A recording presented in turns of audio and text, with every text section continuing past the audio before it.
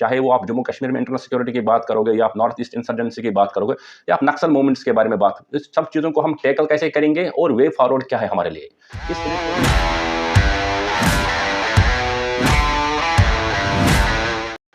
Hello दोस्तों, welcome to UPSC essential simplified. In today's editorial discussion, we are going to talk about one important editorial which will be helpful in your GS3 paper when it comes to internal security.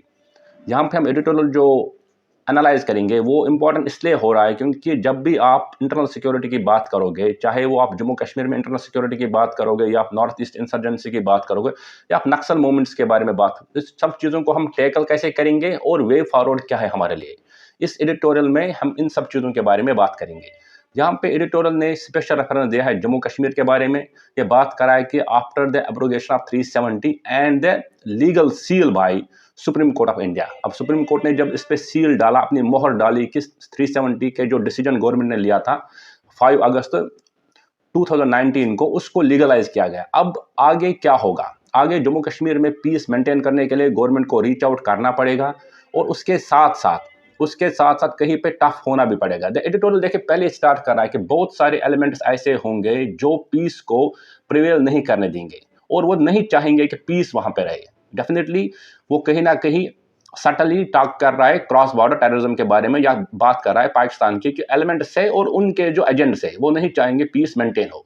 एक hard for जो हमने peace maintain किया है, जो piece हमने build किया है, जो प्रोसेस हमने बिल्ड किया है जम्मू कश्मीर में, उसको मेंटेन कैसे करें. देखिए ये क्वेश्चन जो ये चीज़ है ना, ये आपके इंटरनल सिक्योरिटी में भी रहेगा. जब आप नक्सलिज्म के बारे में बात करोगे तो वहां पर भी आप कैसे रीच करोगे उनको. ठीक है, जो भी ऑपरेशन वहां पे चलाए गए या उनके नॉर्थ ईस्ट में जो हमने मिलिटेंसी जो वहां पे लोग थे उनको कैसे मेन स्ट्रीम में लाया, तो उसके लिए रीच आउट क्या है. We have been saying it for a long time. हमारा जो गवर्नमेंट का स्टैंड रहा है, होम मिनिस्टर का स्टैंड हमेशा से रहा है कि those who will shun violence and join mainstream are always welcome. ठीक है, वो इंपॉर्टेंट चीज है. वही उल्फा के साथ भी हुआ, वही बहुत सारे जो टेररिस्ट संगठन थे नॉर्थ ईस्ट में उनके साथ हुआ. उन लोगों ने वो टेररिज्म का रास्ता छोड़ के जब मेन स्ट्रीम में हुए तो उनको मेन स्ट्रीम में लाया गया.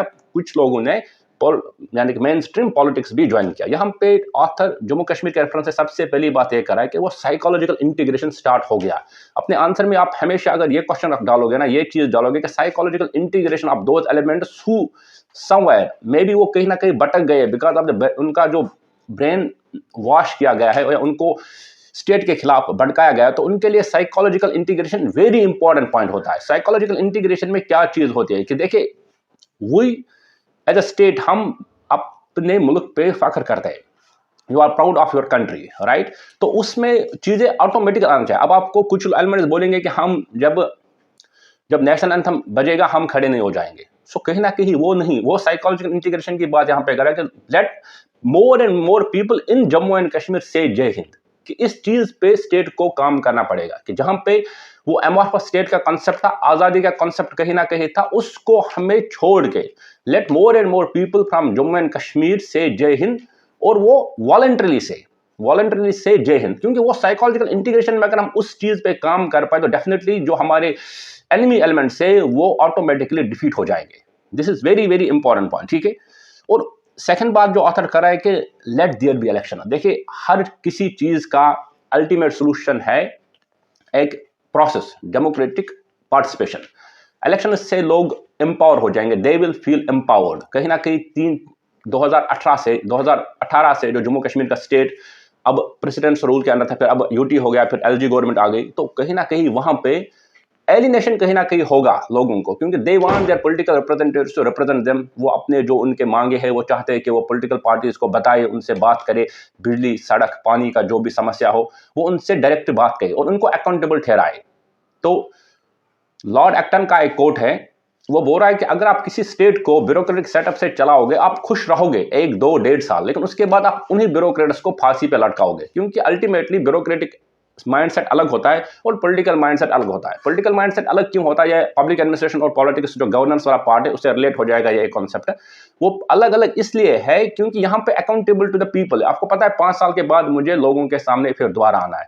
वर इन द ब्यूरोक्रेसी जो एक परमानेंट एग्जीक्यूटिव होता है, he will be only concern which is promotion, क्योंकि उसको एक टाइम स्केल के बाद डेफिनेटली प्रमोशन होगा, नो मैटर व्हाट, उसकी परफॉर्मेंस अच्छी हो या ना ही हो. बहरहाल बात यहाँ पे गवर्नेंस की नहीं है, यहाँ बात हम कर रहे हैं इंटरनल सिक्योरिटी की। तो ये एक बात होगी। और जब इलेक्शन हो जाएंगे, लोग एम्पावर हो जाएंगे, वो इंपॉर्टेंट प्रोसेस हो जाएगा। देखिए सुप्रीम कोर्ट ने भी यही ऑब्जर्व किया है in his decision that let the elections begin, let the process of elections be started in Jammu and Kashmir. वो सितंबर 2024 का किया है। May be government of India अगर चाहेगा, वो जो हमारे लोकसभा के इलेक्शन होने वाले हैं उसके साथ ही उसको इंटीग्रेट करके दोनों इलेक्शन को एक साथ करा सकता है। उसमें शायद टैक्स पेयर्स का मनी भी बचेगा, और क्योंकि मशीनरी तो ऑलरेडी डिप्लॉय होगी, दोनों चीजें एक साथ हो सकती है। और थर्ड बात करा कि जो ग्लोबल साइकिल ऑफ टेरर था, ग्लोबल साइकिल ऑफ टेरर से जो ऑथर जो लिखने वाले हैं एडिटोरियल के, वो बता रहा है कि अब आईसिस जो डिफीट हो गया सीरिया में, ठीक है, या बाकी जगहों पे जो आईसिस था वो डिफीट हो गया, उसकी वजह से जो रेडिकलाइजेशन कहीं ना कहीं लो हो गया। लेकिन अगेन ऑथर यहाँ पे कॉशियस कर रहा है कि देखिए कहीं ना कहीं जो रेडिकलिज्म है वो दोबारा उभरेगा। देखिए रिसेंटली आपने देखा कि तालिबान ने यूएस को डिफीट किया, कि यूएस को वहां से जाना पड़ा, उसकी वजह से भी रेडिकलिज्म कहीं ना कहीं पीक पे होगा। और स्टेट ऑफ इंडिया को वॉच करना पड़ेगा इस चीज पे भी, ठीक है, कि वो जो ग्लोबल टेरर कहीं इस चीज का फायदा ना उठाए, ठीक है। और चौथी बात जो इंपॉर्टेंट, नेबरहुड की पॉलिसी, वो हम हमेशा, आप चाहे नक्सलिज्म की बात करोगे, वो आइडियोलॉजी आप देखोगे तो हमेशा बोलोगे कोई ना कोई कंट्री तो आर्म्स एम्यूनिशन प्लस जो लॉजिस्टिक्स है, प्लस जो मैन पावर है, प्लस जो प्रोपेगेंडा मटेरियल है, कोई ना कोई तो वो सपोर्ट कर रहा होगा। और यहाँ पे ऑथर वही बोल रहा है कि नेबरहुड का आइडियोलॉजी हमेशा रहा है कि we have to spoil the party of India, ठीक है, वो डिस्ट्रॉय करना है पीस को वहां पे, उस पर भी हमें कॉशियस रहना पड़ेगा, ठीक है। इंपॉर्टेंट बात एक ऑथर कर रहा है, absence of war is not peace. देखिए ऑन द फेस अगर न्यूज में भी आप देखोगे, वी सी कि जम्मू कश्मीर अब नॉर्मल सी की तरफ जा रहा है, ठीक है। कहीं ना कहीं हमें वो मेजर, अगर आप पार्लियामेंट की रिपोर्ट भी देखोगे, कहीं ना कहीं वो चीज नहीं दिख रही है वहां पे कि जैसे कि मिलिटेंट अटैक्स ज्यादा नहीं है या बाकी जो चीजें वहां पे होती थी वो नहीं है। लेकिन दैट डजंट मीन कि अंडर करंट्स जो चीजें है, जो एलिमेंट्स काम करे वो चुप है। द कंसेप्ट ऑफ स्लीपर चला जाए, बाकी चीज वो इंपॉर्टेंट हो रहा है यहाँ पे। We have to be vigilant against those undercurrents. Author इस चीज को एम्फेसाइज इसलिए कर रहा है क्योंकि उस ऑथर मिलिट्री का जनरल रह चुका है, लेफ्टिनेंट जनरल रह चुका है। ऑथर एम्फेसाइज इसलिए करना चाहता है क्योंकि पता है कहीं ना कहीं शायद लोग वेंट ना करें इस फ्रस्ट्रेशन को, कि हमसे जो स्पेशल स्टेटस था, वही बार स्पेशल स्टेट वो हमसे लिया गया। इसी चीज को एम्फेसाइज कर रहा है कि we have to take care of that, absence of war is not a peace. और ये शायद कभी ऐसे में भी आ सकता है, absence of war is not a peace. इसका मतलब ये होगा कि हमें तैयार रहना पड़ेगा उन अंडर करंट्स को जो हमें ओवरटली शायद नहीं दिख रहे, लेकिन वो कोवर्टली काम कर रहे होंगे कहीं ना कहीं। सिटीजनरी को एम्पावर करना है, let academia, let political parties be open about the things now. 370 is now gone.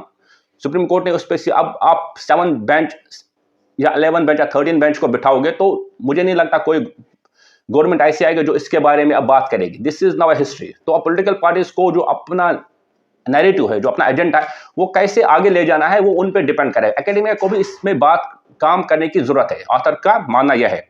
और इन्फिल्ट्रेशन के जो वाकयात हो रहे हैं, ऑफ लेट आपने देखा होगा पुंचो राजौरी में इन्फिल्ट्रेशन के वाकयात बढ़ गए हैं, क्योंकि जम्मू mainland जो कश्मीर वैली में वो कम हो गए। यहाँ पे ऑथर इस चीज पे एम्फसाइज कर रहा है कि we have to tackle it that point only, we have to tackle there. इसके लिए अगर हमें वैली से भी कुछ ट्रूप्स को डिप्लॉय करना पड़े राजौरी और पुंछ बेल्ट में, वी हैव टू, क्योंकि इन्फिल्ट्रेशन को हमें और बढ़ने नहीं देना। प्लस ये एक आप बोलोगे नया एक सेक्टर खुल रहा है हमारे लिए, एक नया फ्रंट खुल रहा है वैली में। अगर सब काम है तो पुंछ राजौरी सेक्टर में एक नया सेक्टर, हमारा नया एक फ्रंट खुल रहा है, उस पर भी ऑथर काम करने की कोशिश कर रहा है।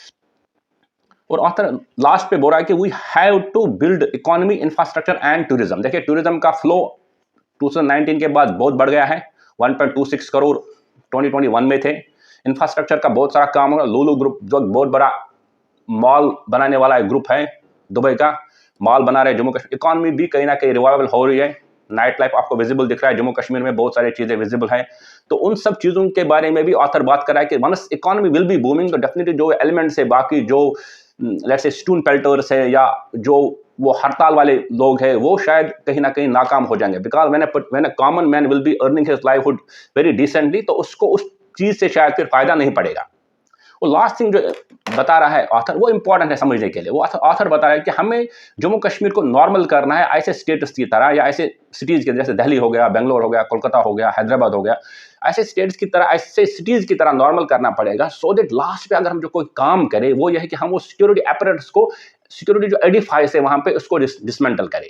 डिसमेंटल मतलब यह है कि वो चाहता है कि हम इस तरह जम्मू कश्मीर को बनाए, इस तरह जम्मू कश्मीर में माहौल क्रिएट करें कि हमें सिक्योरिटी जो फौज की उतना जरूरत वहां पे नहीं पड़े। और लास्ट थिंग हमारा ये होगा कि हम उन चीजों को लेके वहां से जाए। सिक्योरिटी वहाँ से जाए, जम्मू कश्मीर नॉर्मल बने जिस तरह बाकी जगहों पे है। और शायद वही last nail in the coffin होगा उन एलिमेंट्स का जो चाहते हैं कि जम्मू कश्मीर में हालात खराब रहे। ये एडिटोरियल था आज, very important for internal security purpose. इसमें जो इंपॉर्टेंट चीज़ें आते ने बताई है वो आप अपने आंसर में लिख के अपने आंसर को मोर इनरिच कर सकते हैं। Thank you very much.